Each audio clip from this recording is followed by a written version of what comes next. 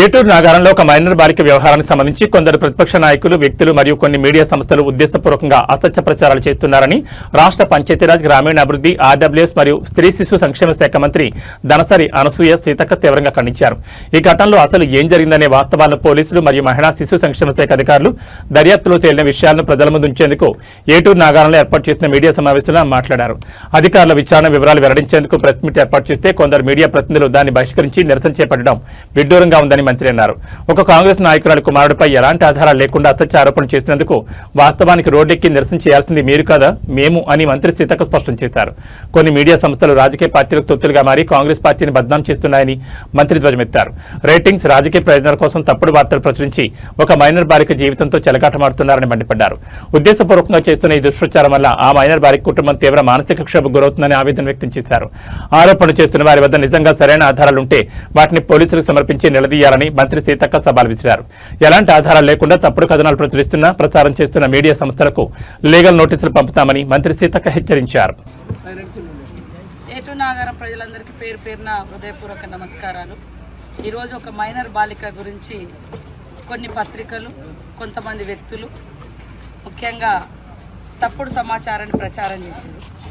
అది ఏంటిది, ఎట్లా అనేది పూర్తి స్థాయిలో ఇటు పోలీస్ అధికారులు, ఇటు మా ఉమెన్ అండ్ చైల్డ్ వాళ్ళు ఎంక్వైరీ చేసి కొన్ని వాస్తవాలు పెట్టడానికి, ప్రజల ముందు పెట్టడానికి మేము ఈరోజు ప్రెస్ మీట్ పెడితే ఏటూరు నాగారంలో ఉన్న కొన్ని పత్రికలు, కొంతమంది మీడియా సోదరులు బహిష్కరించి రోడ్ ఎక్కాల్సింది మీరు కాదు. ఈరోజు మీరు కాంగ్రెస్ మహిళా నాయకురాలు కొడుకు అన్నారు, మేము ఎక్కాలి. ఈరోజు ఒక చిన్న బాలిక మీద గర్భం దాల్చిందని తప్పుడు వార్తలు రాసిన ఆ కుటుంబాలు వచ్చి మీ ఇంట్లో ముంగట కూర్చోవాలి, వాళ్ళు రోడ్డు ఎక్కాలి. తప్పుడు వార్తలు స్ప్రెడ్ చేయడం కాకుండా ఇంకా గొప్ప ఏదో చేసినామని రోడ్ ఎక్కి ధర్నాలు చేసి కాంగ్రెస్ వాళ్ళు ఏదో బెదిరించారో, ఏం బెదిరించారో వాస్తవాలు తీసుకొని రండి. తప్పు చేసిన వ్యక్తి ఎవడైతుంటాడో వాడిని శిక్షిస్తామని చెప్పినాం.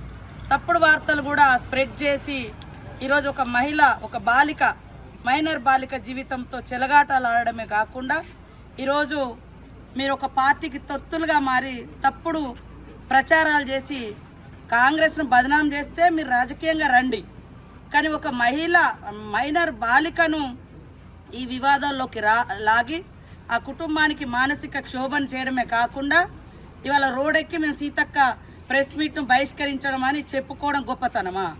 ఎందుకు బహిష్కరించారు? మీ దగ్గర ఏమి ఆధారాలు ఉంటే నన్ను వచ్చి నిలదీయాలి కదా. మీ కాంగ్రెస్ లీడర్ తప్పు చేసిండు, లేదా మైనర్ బాలికకు అన్యాయం జరిగింది, ఎందుకు నువ్వు స్పందించమని అడగకుండా రోడ్ ఎందుకు ఎక్కిరా మీరు? ఏటూరు నాగారం ప్రజలు ఆలోచించాలి. అన్ని పత్రికల యాజమాన్యాలకు కూడా లెటర్లు రాస్తాం. ఒక మైనర్ చిన్న పిల్ల మీద, 14 సంవత్సరాల అమ్మాయి మీద తప్పుడు వార్తలు రాసి తర్వాత అదే విలేకరులు మళ్ళీ రోడ్ ఎక్కి ధర్నా చేస్తున్నారు. వాళ్ళ ఎవరు బెదిరించారో ఏం బెదిరించారో మేము బయటకు పట్టుకొస్తాము.